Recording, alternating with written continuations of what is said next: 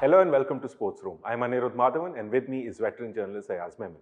On today's episode, we'll talk about the India-South Africa T20 series, the India-England women's test match, and the eventful Pakistan-Australia series. So Ayaz, let's start off with the T20 series. India dominated the last match. They won by more than 100 runs. Kuldeep Yadav took a fifer and Captain Sky brought up his fourth T20I 100. Yeah.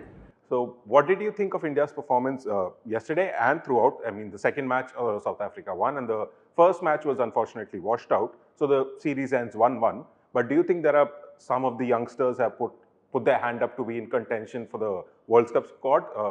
Someone like Rinku Singh, perhaps? Yeah, I mean, I think Rinku Singh is one who's really consolidated his position in the team, in the T20 team. It's one thing to be so successful in the Indian Premier League, in the IPL, in home conditions. It's quite another thing to go out and do that consistently overseas, which he did in South Africa. I thought some of the knock that he played in the first match or the other match was absolutely fantastic, and he's shown he's a big occasion player. He's got a very strong gut and very strong nerves, and he's not fazed by not daunted by the opposition or by the conditions or by the circumstances. So that's one really big plus point. You had good contributions from Yashasvi Jaiswal and some of the others. I mean, maybe one would have expected a little more from Tilak Verma. He did reasonably well, I thought. In the last match, of course, he got out for a first ball duck. But the two big guys who you mentioned, apart from Rinku, were Kuldeep Yadav, who showed his virtuosity in bowling that wrong one and the wrist spin that he brings that he delivers so wonderfully to pick up 5 wickets in the match. And remember, this is a match where India had to win to level the series. So both him and Suryakumar Yadav. Now Suryakumar Yadav, there is this talk on the circuit that at some stage he'll be found out and he'll be stopped. But as so far, what we have seen, that no opposing team has been able to stop him, whether he's playing at home or he's playing overseas in this format, in the T20 format. So, where the T20 World Cup is coming up as the build-up to it, I think this has been a fairly rewarding, series.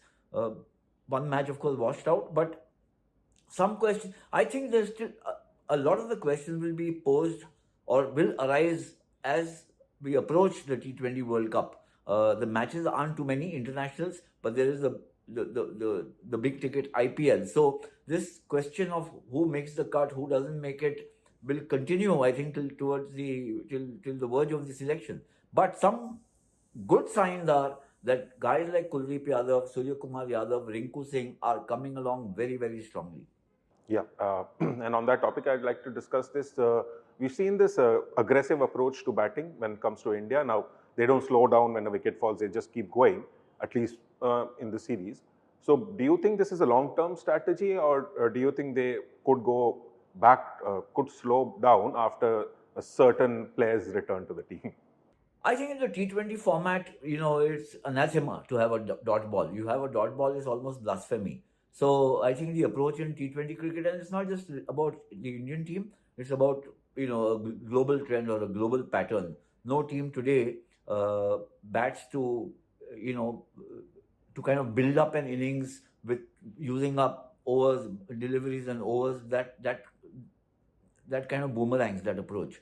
Yes, but you do need players who can cope and tackle and come out of a crisis more productively. While it is T20, you still have to have sometimes, not sometimes, most of the times your game sense should be very, very strong. So I won't be dismissive of an approach which says, okay, hey, let me play out an over or two a little more sensibly because we've had setbacks, and then try and win the match, rather than say, I will just go bang, bang, I will not do any other thing.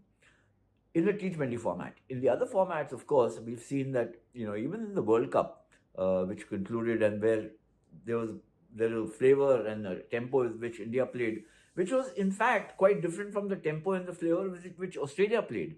And Australia went on to win the trophy. So there is merit in also having a balanced approach as the overs increase, as the format changes. So I don't think there's a one size fits all kind of a scenario for all three formats. Yeah. So moving on, we also have the India-England women's test match, and it's a one-off match. And when I was watching it, to be honest, I was a bit thrown off seeing that a veteran like Harmanpreet Kaur has played only 4 test matches. But that's a different topic. Uh, what did you think of the Indian batting? The India made 428, and newcomer Shubha Satish top scored with 69. Mithali Raj was all praise for her. What did you think of her batting and the overall Indian innings? I think India batted extremely well. I mean, as we speak, 400 plus score at a very good pace of scoring. I think, and that put a lot of pressure on England. England is a strong team. Let's not forget that. And as you mentioned, that even somebody like Harmanpreet is playing in her fourth Test match. So the Test match is bilateral contest between the Indian women's team and other teams has been far meager. I mean, this is something which needs to be looked into. Yes, everybody's happy that the women's Premier League has started, and there's the World Cups, the 50-over World Cup, the T20 World Cup, but also for women to have all three formats in there, for them to participate in is also crucial. So I think this is a good move and it's a good development. And I think that the Indian women's team, at least so far as we speak, has performed very creditably. As we speak now, I think they picked up a couple of wickets for England to be under pressure. So we don't know how this match will pan out, but the overarching picture is that this has come out really well for India, for the Indian women's team, and we need more and more of this. Yep. So moving on to another test match that is happening, that's Australia versus Pakistan, and David Warner scored a blistering 164, and they kept panning to Mitch Johnson in commentary. It was a funny sight, but quite an interesting start to the Australian cricketing summer, right? I mean, this adds so much drama or melodrama, if you want to call it that, on the eve of a series. And, for two great players, I mean, Mitch Johnson has been a great fast bowler for Australia. David Warner is a great opening batsman across formats. And for them and they've been teammates at one point in time. So, for this power. But it also, I find it also quite healthy. I mean, look, Warner answered in the best way possible with his bat by scoring a century. Swashbuckling century under pressure. But it also means there's a debate, even about a player like David Warner. There are people who are questioning, including Mitch Johnson. There were some other players also saying, hey, he wants to quit at the end of this series, maybe in Sydney, from Test cricket. But should we be so indulgent or not? I think it's an interesting debate that David Warner has won this round, and perhaps, he will be given a fantastic farewell in the third Test match, because I don't see him being dropped from the squad now unless he gets injured. So I think that debate is healthy. It also it triggered off a kind of josh in Warner to say, I'm going to go out and prove a point. So it's been wonderful to watch. Yeah. And let's talk about the other story of the match, which was Usman Khawaja wore a black armband to protest the fact that he was not allowed to show a certain message on his shoes. We'll not get into the message as such, but my question is there such a thing as keeping politics out of cricket? Because we did see the Indians take a knee during Black Lives Matter. Yeah, I mean, certainly there's no, look, to use a cliche, all humans are political animals, isn't it? The human race. So, I mean, how can you just keep politics out of anything? You can be sensible about it. You can, but you can't say, I can't, people have opinions, people have ideological leanings. Whether you wear a black armband or not, your ideological feelings may still be there, whatever it may be. I think that the ICC erred on the side of caution and showed up to be, hypocritical, because they were actively propagating that Black Lives Matter should be, should be done by the players and by the teams. But in this case, I thought Usman Khawaja was not, I mean, all humans are equal is not something which anybody will disagree with. So I don't know why. And what's interesting again is that the Australian team supported Usman. They didn't say that you go out and wear this, but they said he has a right to do it, which I think is very interesting and important to understand how cricket boards and cricket establishments in different countries, they function. So what Usman Khawaja has done is that he's also said that he will battle it out with the ICC. He's not pulled out of a test match, or he's not said what nonsense this, that and the other. He says, yes, they've stopped me from wearing it, but I will take it up further. So that's where the matter rests. I think he's entitled to his point of view, and he's now, he made no bones about it. So it's not about whether you wore the shoe or not. Everybody knows what his point of view is. And I think that's where the matter stands now. Yeah, as you said, completely agree with you. He was very sensible and very mature. But I think this will keep going on as politics happens every day, around the world. And when you have a multicultural society, these things keep coming in.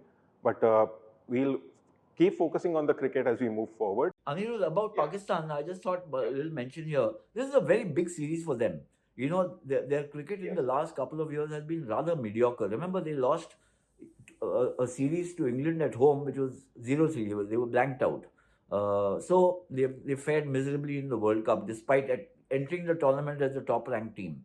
This is a very crucial, series for them in the Test format. They've had a change of captaincy, a change of guard, and I thought even now again here as we speak, they didn't fare too well while bowling. Though actually they came back. I thought that the Australia's score might be 550 plus, the way they batted on day one. But they pulled things back, Pakistan, a bit. But now the onus is on their batting. I think that Pakistan cricket is, how do I put it? It's got transparent mediocrity, what we've seen over the last 6, 8, 10 months.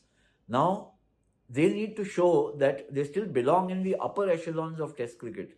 You take away India, England, Australia, and New Zealand. In my opinion, these are the top 4 teams playing maybe all 3 formats. And South Africa pushing these top 4. But Pakistan seem to be out of that kind of cluster. This is an opportunity for them. An away series in Australia, very tough. But if they do well here, then, it just makes the sport that much more interesting. Yeah, especially if they pull off something like India did at the Gaba. Let's just hope it's a cracking series, and we'll keep you updated about that series. And that's it for this episode of Sports Room. See you next time. Thanks, Anirudh. Bye-bye.